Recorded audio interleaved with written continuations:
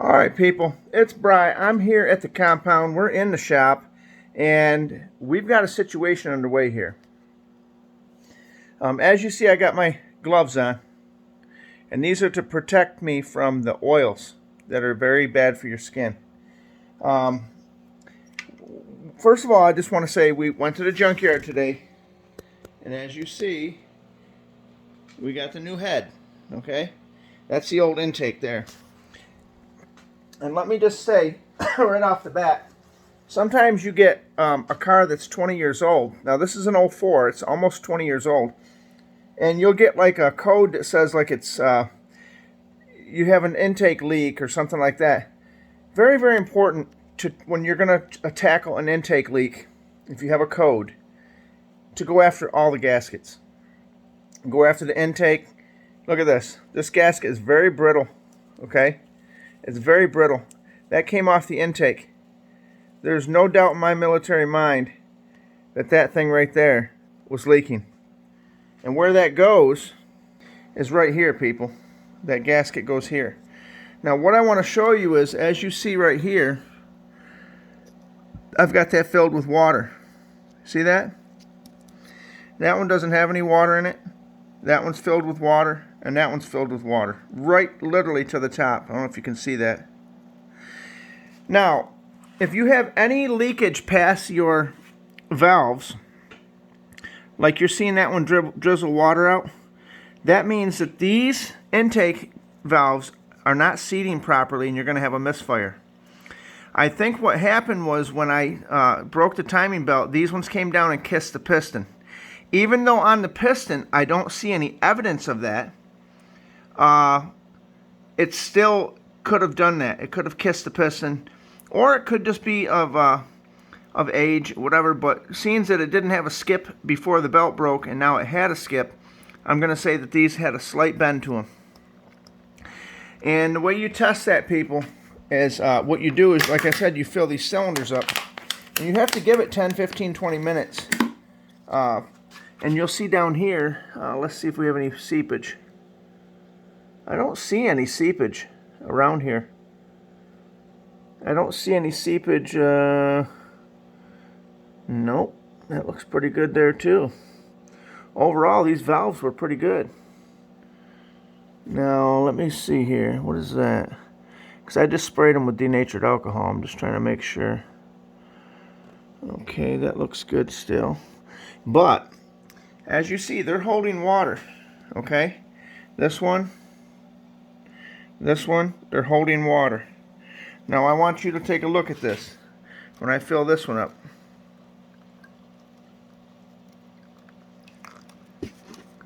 Now you see, now some of that ran off the top, but I want you to see, look at it, look at it's doing, it's running right down the valve. If it doesn't hold water, then you've got an issue with them valves. The intakes are, you're never going to get the right compression if it does that. And oddly enough, it looks like it was misfiring because look how these ones look different. These exhaust ones look different. Like this was detonating at a different percentage. And that's very good evidence right there. If you see that running down like that, you've either got a bad seat, some carbon buildup, which I don't think is the case because it didn't do this before, or you've got a situation that has a bent valve, okay? It doesn't take much to bend those, people.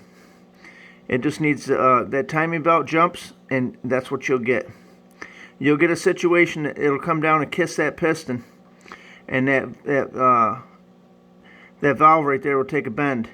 Now, I haven't checked the exhaust side, but this right here tells me we tackled the right situation. So this tells me there's no need to go any further here, and no need to go any further. This right here is, the head's probably still good, but if I was to reuse this, I'd need to turn around and get a valve job done. Now, the head's not no good at all for anything, because what I'm going to need is on the other side of this, these studs. If you, on the junkyard one, I noticed one was bent. They pull the exhaust manifolds off them because of the catalytic converters at the junkyard. And I think what they did is they bent one. So I'm going to have to heat that and get that out And then I'm going to have to, there's two other spots that need them studs put in, so I'm going to actually try to extract these with a pair of vice grips and a torch. If I can't, we're going to take it to the machine shop and let them do it. But I have a funny feeling I'll be able to get them. But the other thing I wanted to show you people is it's been high time that I turn around and purchase something from Harbor Freight that I needed today.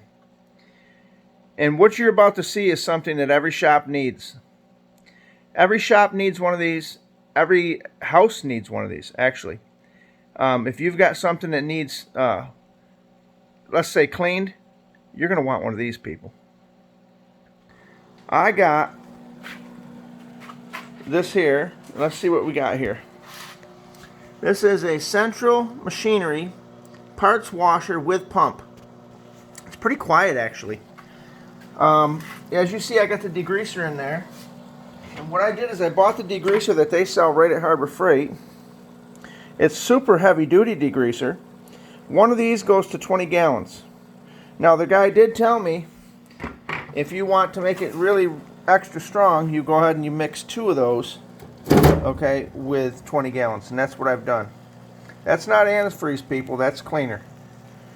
And to help it out a little bit, what I did was I put a little, these tools were very greasy and I had to get them clean, so I threw them in here. But as you can see, this baby works really, really nice. If you got something, you can just leave it soak like that. Now I'm going to go ahead and strip that other head down. We're going to do a rundown test on it as well, and we're going to check it. But what we're doing now is I have a bucket full of stuff in here, different parts, okay? And we're getting the grease off. I have a whole bucket of different stuff in here, bolts, okay? So all these cam phaser tops and all that, we've got them all in there, people. And we are going through and we're getting them cleaned up. So at the end of the day, this is the situation, okay? We're going to go ahead and we're going to let this run overnight. Let's put this back down in here into the solution. Pretty easy to put together. Yeah, what you want to know how much it was. Okay, it's $130 for this washer. Now, I'm going to say something. It's actually a really nice washer. Let's get back over here and take a look. It's actually pretty nice. It's got its own stand. Now, I had to put the stand together, but it's pretty good size. I mean, you could fit the whole head in there. I can lay the whole head in here. It's sturdy. You know, it's pretty sturdy. And here's the other thing. I didn't even realize until I got this underway tonight. Your tools. You ever try cleaning your tools with a rag? You go through so much cleaner and so much different rags and stuff. I'm just going to throw my tools in here and clean them off from now on. Rinse them off and wipe them down and then re-lubricate them if I need to. But that's my parts washer, people. Now, if you want to turn around and go like this, right? So I only do that so that the flow is pushing around there. Look at that. Look how quiet that is. Now, it's not, you know, Seymour certified until I put my name on it, but we're giving it a trial run to see if we really like it, you know. So far, I know I got bad hearing, but as I hear is a real light hum. And I like it. I like it a lot. So we're going to let that run.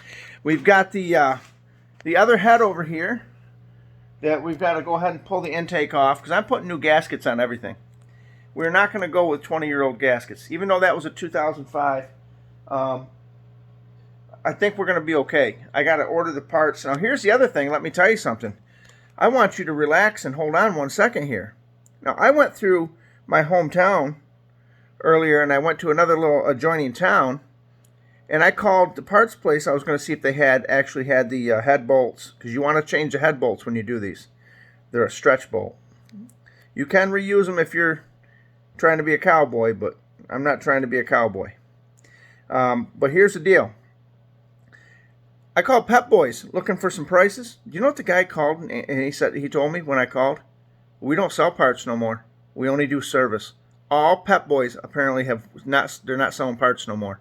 I don't know if that's just in New York or if that's nationwide.